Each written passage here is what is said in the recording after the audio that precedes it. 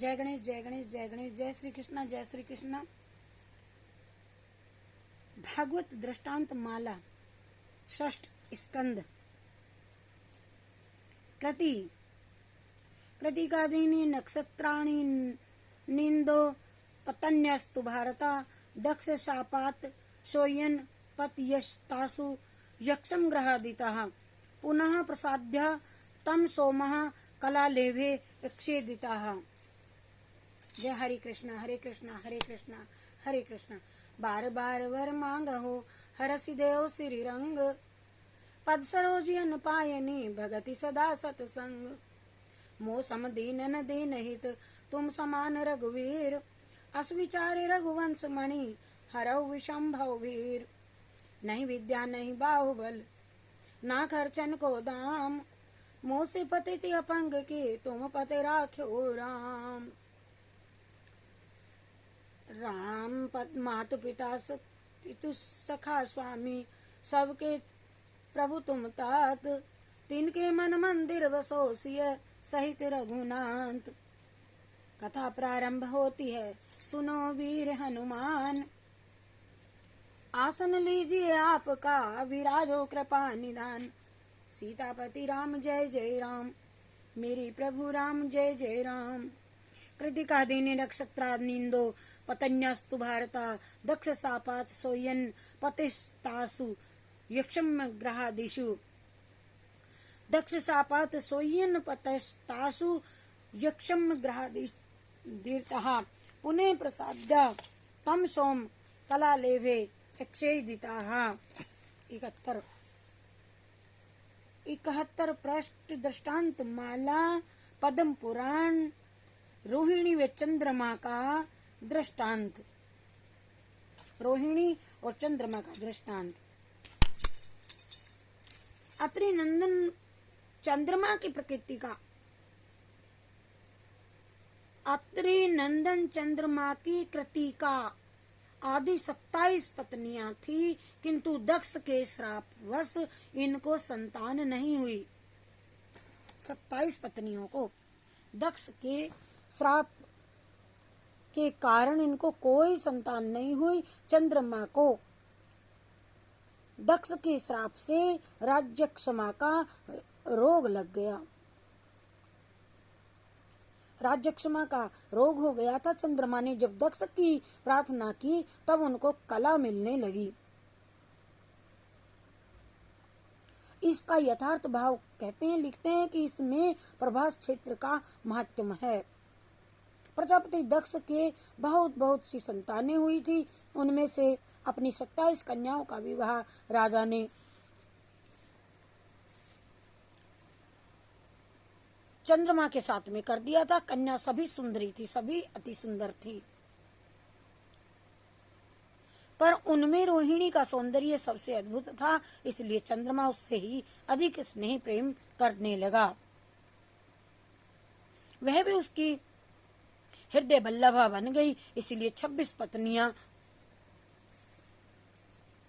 चंद्रमा पर क्रोधित कुपित होकर के अपने पिता के पास में जाकर के रहने लगी। पिताजी, यह चंद्रमा हमारे पास नहीं आते हैं, कहती हैं रोहिणी के पास में ही सदैव रहते हैं, इसलिए हम वहां नहीं रहेंगी। पिता दक्ष ने चंद्रमा को श्राप दे दिया। समझाया बुझाया, चंद्रमा जी नहीं माने तो श्राप दे दिया। चंद्रदेव, तुमको सब पत्नियां एक समान हैं, सबका आदर करना चाहिए। किंतु चंद्रमा ने इस पर विचार भी नहीं किया। सब कन्याएं पिता के पास आकर कहने लगी, पिताजी वे हमको नहीं रखते, हम क्या करें। चंद्रमा हमको नहीं रखते। दक्ष जी को कहने लगी, हम आपकी ही शरण में रहेंगी, पीहर में ही रहेंगी। दक्ष प्रजापति को क्रोध आ गया। उन्होंने राज्यक्षमा को प्रकट कर दिया और वह राज्यक्षमा चंद्रमा के भीतर प्रविष्ट हो गए। अब तो चंद्रमा का शरीर प्रतिदिन क्षीण होने लगा। उस राज्यक्षमा से छूटने को बहुत प्रयत्न किए, अनेक औषधियां, परंतु कोई लाभ नहीं हुआ।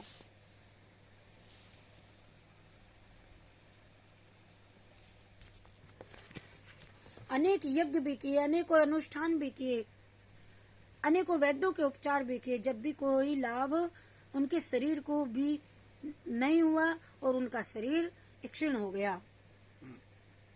उन्होंने प्रजा पर भी उनकी प्रजा पर भी उनकी बीमारी से प्रभाव पड़ा। अन्य औषधियों का उत्पन्न होना भी बंद हो गया। सबके स्वाद, रस, प्रभाव सब नष्ट हो गए।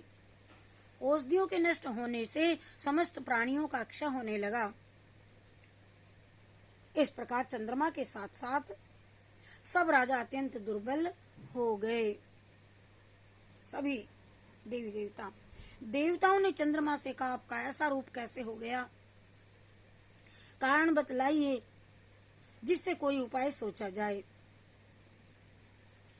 भगवान चंद्रदेव ने दक्ष प्रजापति के श्राप का सभी वृतांत सुना दिया और देवता यह सब सुन करके दक्ष प्रजापति के पास जाकर के बोले, भगवान आप प्रसन्न हुए, चंद्रमा का श्राप हटा लीजिए।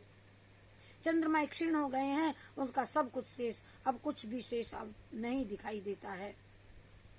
यदि ऐसा ही रहा तो हम सब भी क्षीण हो जाएंगे।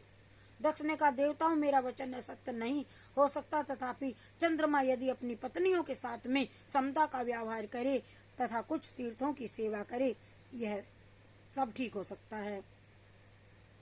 मेरी बात अवश्य सत्य होगी। चंद्रमा आधे मास प्रतिदिन क्षीण होते जाएंगे और आधे मास बढ़ते जाएंगे। इसी से तो विष्णु दूतों ने यमराज के दूतों से पूछा, तुम धर्म जानते हो? उस समय यमराज के सेवकों ने कहा, जो वेद में लिखा है वह धर्म है, इसके विपरीत सब कुछ अधर्म कहलाता है। वेद साक्षात नारायण का स्वरूप है। वेद स्वयं पैदा हुए हैं और यह अपौरुषेय हैं। वेद प्रणीहितो धर्मो है धर्मस्त द्विपर्यया, वेदो नारायण साक्षात स्वयंभूरीति स्वभुरुम। स्वयं भगवान श्री कृष्ण ने भी ऐसा ही कहा है। अपने प्यारे भक्त अर्जुन से गीता उपदेश के समय कहते हैं कि हे अर्जुन,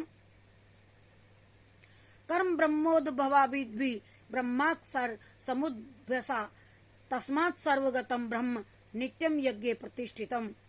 कर्म वेद से उत्पन्न हुआ है और वेद अविनाशी परमात्मा से उत्पन्न हुआ है। इससे सर्वव्यापी परम अक्षर परमात्मा सदा ही यज्ञ के प्रतिष्ठित हैं। तस्माद् यज्ञात् सर्वहुता ऋचाः सामानि जग्गिरे छंदायसी जग्गिरे तस्माद् यजुस्त मादस जायता। ऋग्वेद, सामवेद, अथर्ववेद, यजुर्वेद उस सर्वहुत परमात्मा के आह्वान करने वाले यज्ञात्मक अक्षर ब्रह्म से उत्पन्न हुए हैं। यही उपनिषदों में भी कहा गया है। यथान्द्रेधान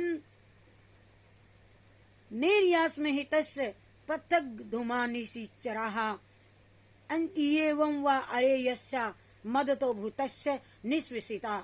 वेदत दृग्वेदा यजुर्वेद सामवेदो अथर्वांग इसारसा। जैसे गीली लकड़ी के साथ में अग्नि का संयोग होने से धूम पृथक पृथक होकर के निकलता है धुआं, इसी प्रकार सबसे महान पर ब्रह्म के निवास ऋग्वेद, यजुर्वेद, सामवेद, अथर्ववेद प्रकट हुए हैं। सोमवें वेद भगवान श्री कृष्ण भगवान तथा हमारे उपनिषद बराबर कह रहे हैं, वेद परमात्मा का निवास है। इसके अधिक और क्या प्रमाण चाहते हो? सर्वेषामप्यधौ तामिदमेव सुनिष्कृता नाम व्याहरणम विष्णुर्यद्विषयामति। उपनिषदों में ऋग्वेद, सामवेद, अथर्ववेद, यजुर्वेद उस सर्वभूत परमात्मा के आह्वान करने पर ही अज्ञात्मक अक्षरों से ब्रह्म प्रकट हुए। चाहे जैसा भी कोई पापी क्यों ना हो, इतना ही प्रायश्चित पर्याप्त है कि भगवान के नामों का उच्चारण करता रहे, क्योंकि नामोच्चारण से मनुष्य की बुद्धि भगवान की गुण लीला स्वरूप में रम जाती है। हरि शरणम हरि शरणं हरि शरणं हरि शरणं